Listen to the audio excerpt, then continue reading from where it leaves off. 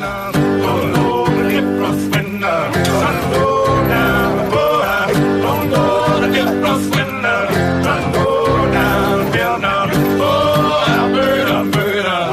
Oh, Lord, down. Oh, oh. Good morning, everybody. You're funny. Princess wave. Today, we're over here in Dallas. We took the weekend off. I'll tell you about that one in a vloggy vlog, right? But we're going to talk about building a business in an optimal rate scenario and building a business when rates suck or you're in a recession. I call that building a business on a rock foundation, the recession, all right? Now here's what I'm talking about.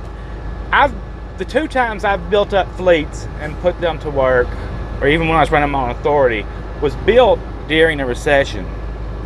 And in my mind, the best time to build your business is in a recession.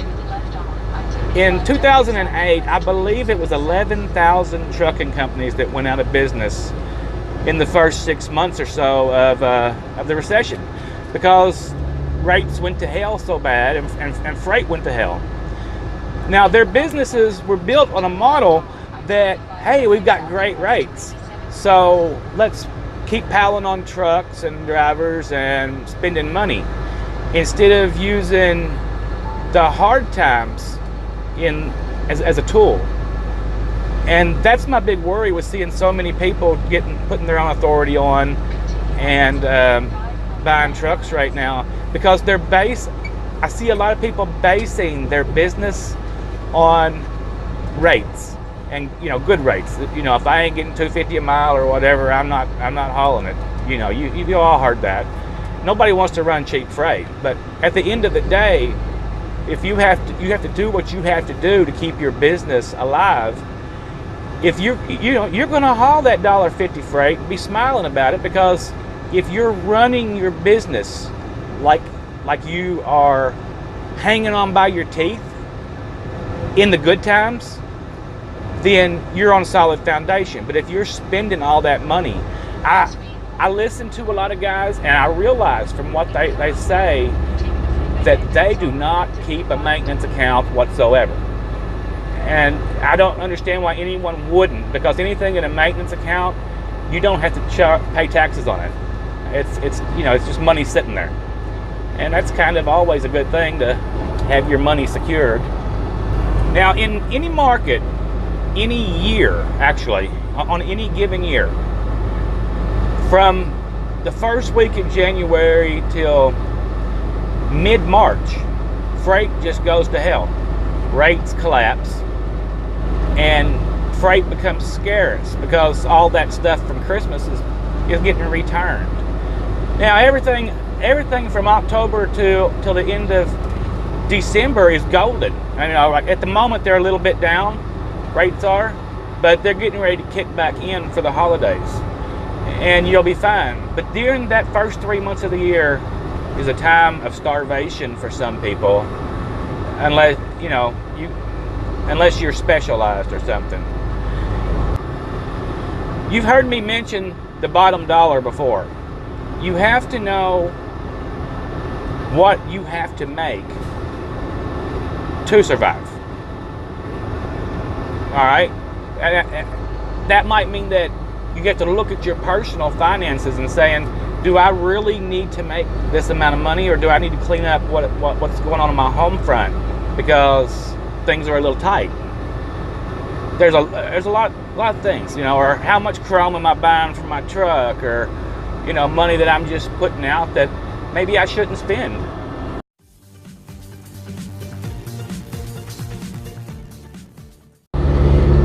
But building these businesses in a very lean market, like I always have in the past, has taught me to pay cash a lot of times for things. I won't go finance something, if I can just pay cash for it. So I do save for stuff, and instead of making impulse buys.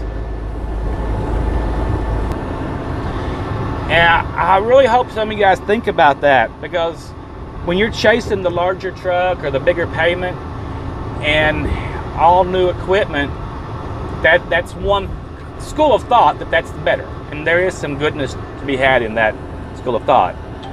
But that, because of what's happened to me in the lean markets, that's why I don't buy new, a lot of new things. I believe in being thrifty.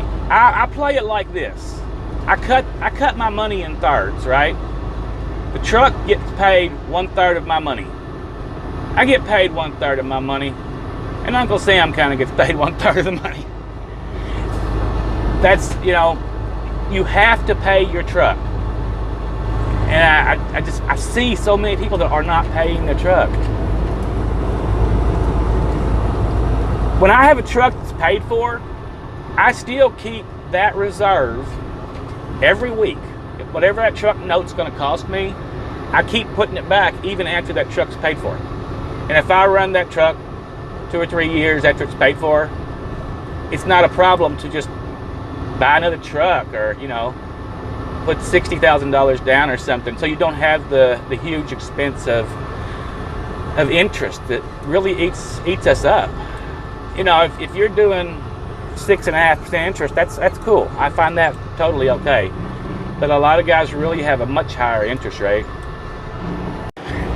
A good example is CPAP, and I'll link CPAP's. It's HITCHCOCK Trucking now. Oh, it's HITCHCOCK Trucking now, right? Right. Transportation. I'll link him below, and y'all can check him out because he's a good, positive channel too. When he had that little accident he had, thank goodness he could still drive the truck during that time frame, because otherwise it was a month before the parts even came in. And I've had that happen to me where JB Hunt takes my door out, my mirror and my door, stuff like that, and it takes 2 months to get it fixed. You got to get into a garage. When that happened to me, it took 3 weeks for JB Hunt to even think about paying me the money that they owed me. So that's really something that you gotta have that. You gotta have that savings. You gotta have that maintenance, even to cushion yourself. You'll have to dip into it from time to time. And sometimes when you're doing that, your truck has to get paid before you get paid. Really, it does. I mean, because it's your lifeblood. Ain't that right, girl? Mm-hmm. She said, yeah. See. Now, when I was talking about building those businesses in a recession, now here's how I've always done it. And once again, I'm going to sit here and wait for the next recession probably, but guys will be going out of business left and right and selling their trucks. There ain't no market to sell those trucks. So they'll sign them over to you. They will just sign their trucks over to you left and right. I got 11 trucks in 2008 when the recession started. It took me about a year to put them all together, but I just kept taking trucks, Then the hard part was finding drivers, but I kept drivers pretty well because I didn't try to be greedy with the money. The truck still got paid its third, but it changed all the dynamics of that. That third had to come out of my money. The driver had to be taken care of first. But if you're going to build a business in this market, keep that in mind, that the hard times are coming. It fluctuates. That's just the way it works. An up market is going to be a down market tomorrow. There ain't no way around it. So prepare for it today. We'll talk to y'all later. Get your hand on the wheel.